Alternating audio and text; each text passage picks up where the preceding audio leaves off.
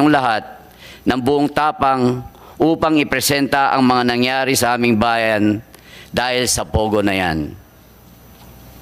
Maraming salamat po. Madam Chair, we will present now para po masagot namin yung pinupukol sa issue sa amin nung nakaraang araw. Excuse me po, Mayor. Sorry, akala ko po yan na po yung presentation nyo. Opening statement po namin yun. And Pasensya, Mayor. we prepared a presentation to answer those issues po sana.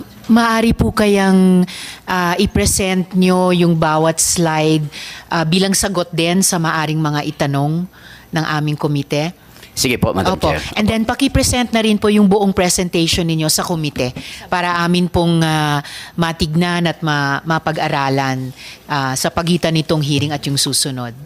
Okay po, we'll provide you a copy of Dagal the pong salamat, presentation. Mayor. Thank you po. Sa panig po ng Chair, meron lang akong dalawang tanong sa ngayon. So, in that spirit, continuing na paglilinaw ng mga issues, ano po. Mayor, nagsusocialize ba kayo sa mga pogo bosses, sina Cassie Leong at Wu Duaren? Hindi po. Actually, madalang po with Cassie Ong. Siyempre po, dahil all we know is legal po yung pogo, kaya nakakausap po. Pero hindi naman po ganun kadalas, Madam Chair. Kung madalang, gaano po kadalang o gaano lamang kadalas? Maybe in 2 months po siguro, isang beses. So, once every 2 months po. Tapos, Mayor, ang huli mula sa akin ngayong hapon o ngayong araw, ano po yung naging aksyon ninyo dun sa siyam na patay na dayuhang national sa Porac?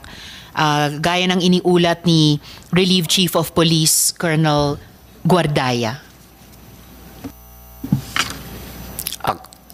Actually, yung sinasabi niyo po, yung naitapon po sa amin sa Porac. Opo. Ang report po ni Colonel Guardaya ay idinump lang po sa Porac, pero hindi po doon mismo yung mga tao.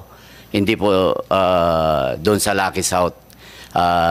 Dinala lang doon, itinapon dahil po ang aming bayan kasi ang pinakamalaking bayan in terms of land area sa buong Pampanga. May mga bundok po kami doon, may mga dikes. Kaya siguro po, yun po ang report sa amin ng aming Chief of Police na yung mga natagpuan doon ay dinala lang doon sa area po namin.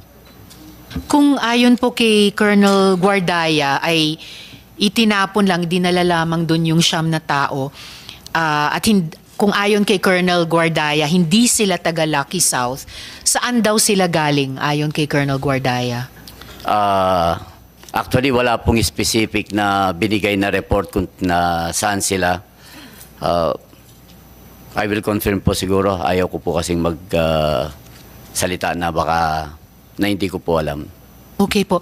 At kung walang specific na information kung saan sila galing, pero kung sinabi ni Colonel Guardaya na hindi taga Lucky South yung siyam na yon, still doon po idinala at itinapon sa bayan ninyo. So ano po yung naging aksyon ninyo doon sa ganung pangyayari?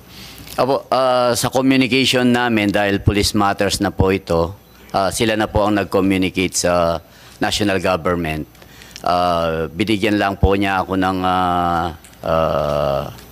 information na hindi po galing dito sa amin yung mga bangkay po. Meron yatang nakaligtas po na isa, if I remember, yun po nagsabi na hindi po sila galing dito. And speaking po of national government, hindi po ba nagalit nga si Chief PNP Marbil dahil walang aksyon mula sa Porac Police? Totoo po ba yun? Totoo po bang nagalit si Chief PNP Marbil? Madam Chair, dun po sa nangyaring dumping of the mga patay. Di umano, nagalit daw si Chief PNP Marbil dahil walang aksyon yung Porac Police dun sa pagdump nung siyam na tao na pinatay. Kasi po, as far as I know, mga 1 year na po yung nakakalipas noon, matagal na. Baka hindi po yun, Madam Chair. Sorry po. Okay lang po. I-double check ko na lang ito dahil kung mahigit 1 taon nang Yes. nangyari iyon, hindi pa Chief PNP si Chief PNP Marbil unless going concern or ongoing concern sa kanya ito, yung unresolved na issues kaugnay nung 9 na taong iyon. Opo, matagal na pong nangyari yun. Sige po. Salamat po, Mayor. For now, yun po yung mga tanong ng Chair kay Mayor. Salamat po. Meron po akong kaugnay pa rin itong PORAC investigation. May mga tanong ako sa DAR. Andito po ba yung DAR?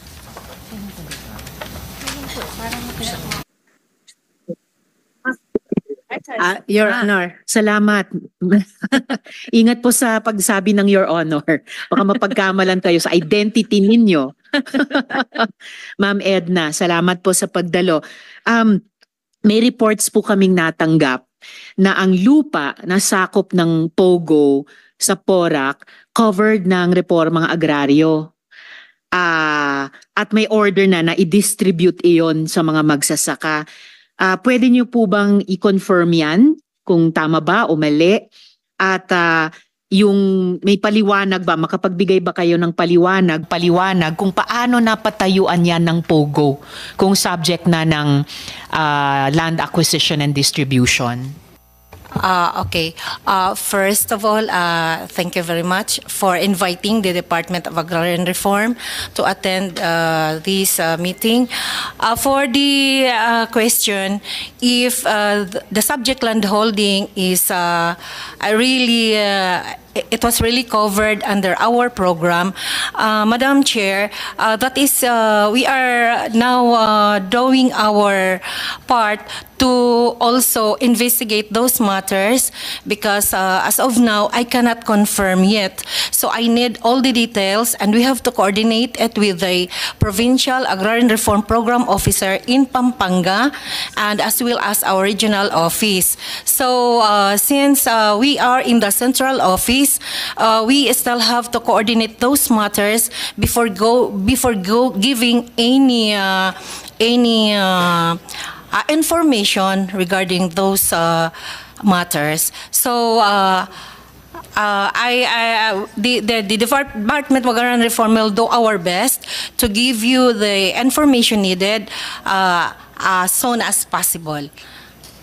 Thank you very much po. Pero ang usapin naman ng LAD balance, year on year, ina-update naman po yan ng DAR Central Office and sobrang maraming dekada nang umaandar yung Agrarian Reform Program natin. So hindi nyo ma-confirm kung tama na covered ng Agrarian Reform yung lupang sakop ng Pogo sa PORAC? Actually, Madam Chair, I was just called to attend this meeting this morning. So I'm so sorry. I am not prepared of the data. But anyway, I promised you that next week, I can submit the data needed through the Secretariat. Salamat po para doon and yung pagdalo ninyo kahit kaninang umaga lang kayo nasabihan. Pero for the record, may kopya po kami nung order na iyon na i-distribute yung lupang sakop ng Pogo sa PORAC sa mga magsasaka. I'll still look forward dun sa ulat nyo by next week. Pero ngayong hapon, pwede ba kayong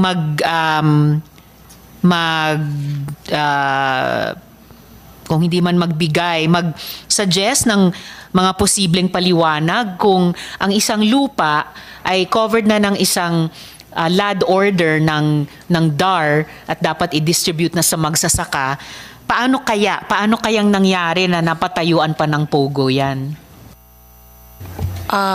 Yun na nga din ang tanong namin. Kasi kung talagang na-cover na namin yan, dadaan talaga yan sa opisina namin para sa kanilang, mag-a-apply muna sila ng land conversion.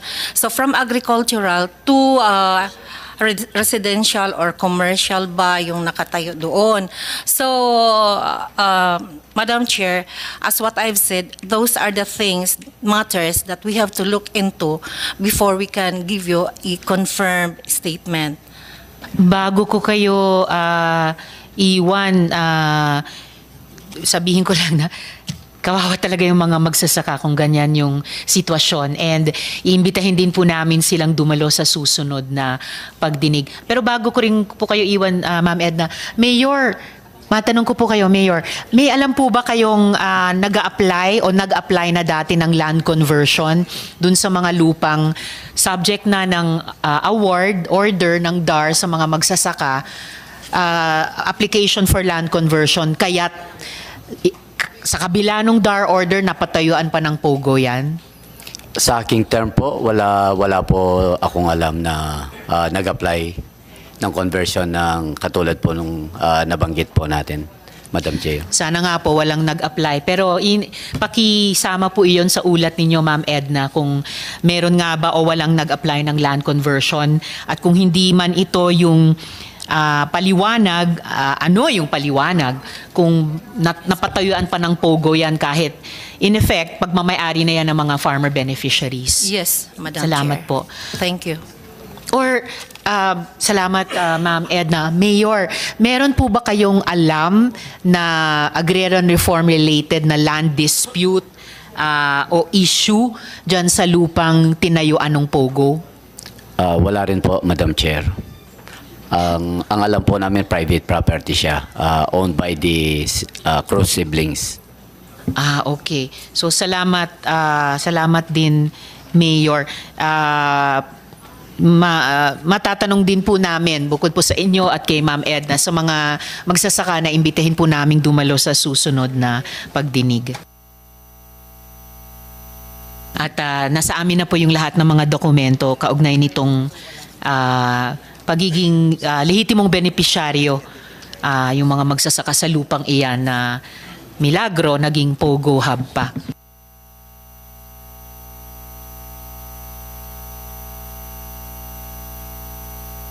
Sen. Sherwin. Thank you, Madam Chair. Madam Chair, let me start off with asking the committee whether we invited some critical personalities related to this POGO hub. Yung presidente po ng Lucky South 99, si Julian Linsangan, the secretary Ronelyn Baterna, the treasurer Edwin Ang, and those officers in the 2024 declaration of Lucky South 99 outsourcing. Naimbitahan ba ho sila, COMSEC? COMSEC, could you please respond? Because importante na makausap natin sila at malaman kung ano yung kanilang partisipasyon dito sa illegal POGO. Your Honor, we sent the invitation to the incorporators. We took the address from the Articles of Incorporation. And what was the response, COMSEC? There's no response, actually. Okay. May we again reiterate the invitation to these three personalities We will do that. for the next hearing. Please do so, COMSEC. And then Thank you. also for Whirlwind Corporation, Daniel Salcedo Jr., who's the president, Catherine Cassandra Ong, who's the Merlin secretary, and she's also the concurrent treasurer. Did we invite them? Are they present, COMSEC? Before COMSEC responds, for the record, Sen. Sherwin, kanina, when COMSEC was briefing us on the status of those invited, yung isang binanggit niya, si Cassandra Ong, no reply to the committee's investigation. Pero COMSEC, could you respond to the query of Sen. Sherwin about the other invited persons? Yes, we actually sent the invitation, but as was stated earlier, there's no reply from them. And also, did we invite the Mascareñas, I think family or siblings yata to eh. The reason for their invitation is their names are present in both Whirlwind Corporation and Lucky South 99 in their incorporation papers. Did we invite Stephanie Mascarenas, Josephine Mascarenas, and Michael Mascarenas?